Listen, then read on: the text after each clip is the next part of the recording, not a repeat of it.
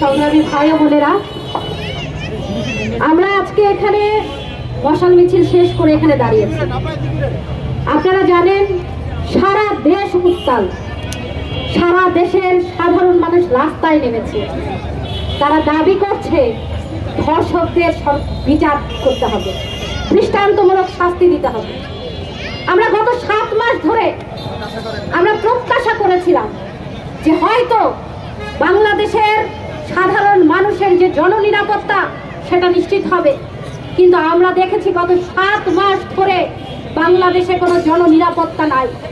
আমরা দেখেছি একের পর এক নারীর ধর্ষণ, নিপীড়ন, খুন, হত্যাকাণ্ড।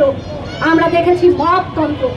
আমরা দেখেছি আমাদের যে সরকার ক্ষমতায় এসেছেন, ইন্টারিম সরকার, সেই সরকার নিদারুণভাবে ব্যর্থতার পরিচয় দিয়েছেন মানুষের জানমাল নিশ্চিত করার জন্য। আমরা বলতে চাই আজকে যে আওয়াজ উঠেছে এই আওয়াজ নতুন কোনো আওয়াজ নয় যে নারীর যে নিরাপত্তা এটা সরকারকে দিতে হবে। আমরা বলতে চাই সরকারকে তার দায়িত্ব পালন করতে হবে। আমরা বলতে চাই, প্রশ্ন রাখতে চাই আজকে যে এই ইন্টারিম ক্ষমতায় আসার পর কিভাবে পূজা যে ধর্ষণ হয়েছে তার সেই ধর্ষক কিভাবে জামিন পেয়ে যায়।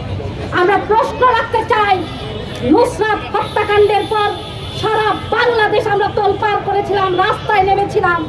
সেই নুসরাতের ধর্ষণ এবং হত্যাকাণ্ডের সাথে সেই যে সংশ্লিষ্ট ওসি, সেই যে ওসি তারা ভিডিওটা প্রচার করেছিল, সেই ওসি কিভাবে জামিন পেয়ে যায়।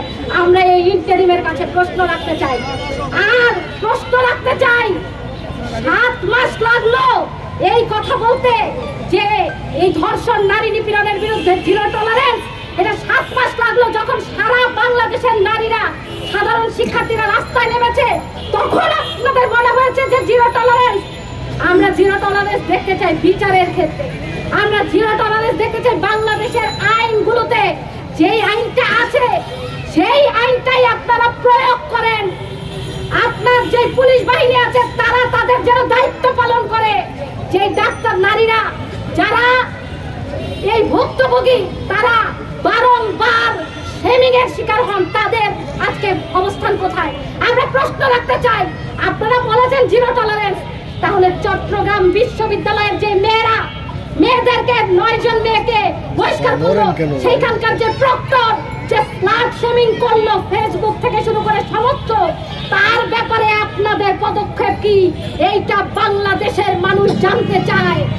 আমরা বলতে চাই এটা মুখস্থ কোনো কথা না। নারী নিপীড়ন, নির্যাতনের বিরুদ্ধে সরকারকে তার ভূমিকা পালন করতে হবে, স্বরাষ্ট্র মন্ত্রণালয়কে তার ভূমিকা পালন করতে হবে। সেজন্য আমরা বলতে চাই যে এই ব্যর্থতার দায়ভার নিয়ে অবিলম্বে এই জাহাঙ্গীরকে পদত্যাগ করতে হবে। আমরা বলতে চাই একই সাথে বাংলাদেশের প্রত্যেকটি জায়গায় সরকারিভাবে আমরা সেই জিরো টলারেন্স দেখতে চাই। নারী যেন নির্যাতিত না হয় সেইটার জন্য আপনারা পদক্ষেপ গ্রহণ করুন, যাতে সেই পদক্ষেপ দেখে অন্য কেউ আর সাহস না করে। কারণ এরা জানে যে ধর্ষকরা জানে তারা ঘটনা ঘটানোর পর তারাও জামিন পেয়ে যাবে। তারা জানে তাদের বিচার হবে না। যে বিচারহীনতার সংস্কৃতি আমরা অতীতে দেখেছি সেইটা আগামী দিনে আমরা দেখতে চাই না। আজকে যে ছাত্র জনতার উপর হামলা করেছে পুলিশ, এর তীব্র নিন্দা এবং প্রতিবাদ জানাই, এবং যারা এর সাথে জড়িত হয়েছিল যে পুলিশ সদস্য তাদেরকে অপসারণের দাবি জানাই। আগামী দিনে আমাদের এই প্ল্যাটফর্ম থেকে আমরা ঘোষণা করছি আগামী 15ই মার্চ সকাল 11টায় আমরা একটি গণমিছিল অনুষ্ঠিত করব। সেই গণমিছিলে সাধারণ মানুষকে নেমে আসার আহ্বান জানিয়ে আজকের যে সমাবেশ, মশাল মিছিল পরবর্তী আজকের যে সমাবেশ, সেই সমাবেশ আমরা এখানেই সমাপ্ত করছি। সকলকে ধন্যবাদ।